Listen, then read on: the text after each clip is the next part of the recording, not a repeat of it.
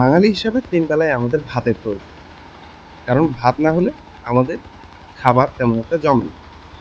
এটা যেমন সত্য কথা, তেমনই সত্য কথা ধান থেকে চাল উৎপাদন করা অনেক কঠিন কাজ।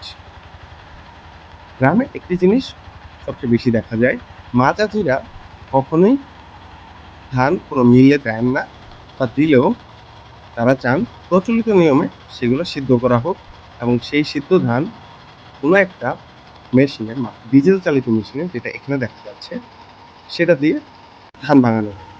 এতে নাকি স্বাদ ঠিক সব ধান একরকম লাগে না, কারণ কোনো কোনো সময় ধান যদি প্রপারভাবে সিদ্ধ না হয় তাহলে সেটা খেতে ভালো লাগে না, এটা তাদের বলা কথা। আবার অনেকে খাওয়ার পর এ নিয়ে অনেক সময় অনেক মন্তব্য করে। এই জন্য এইসব এড়ানোর জন্য মিলে না দিয়ে নিজেরাই এই কাজগুলো করে থাকে।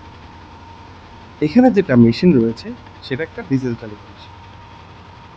এই মেশিনের ভেতরে ধান দিলে চাল একদিকে আর কুড়ো আরেক দিকে যায়।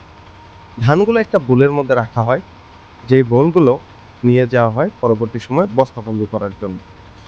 আর কুড়োগুলো আরেক সাইডে রাখা হয়, সেখান থেকে পরবর্তী সময় সব কাজ শেষে একটা বস্তায় রাখা হয়।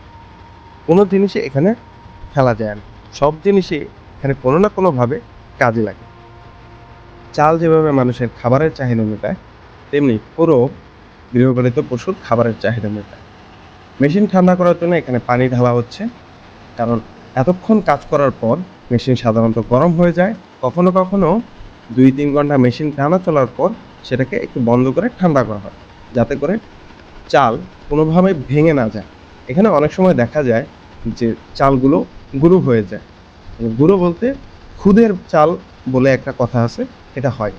এটা যাতে না হয় সেই জন্য মেশিন প্রপারলি রান করতে হয়, আর বাকিগুলো বস্তায় বন্দি করে রাখা হয়, যাতে পরবর্তী সময়ে পুরোগুলো ঝেড়ে চাল হিসেবে ভাত রান্না করা যায়।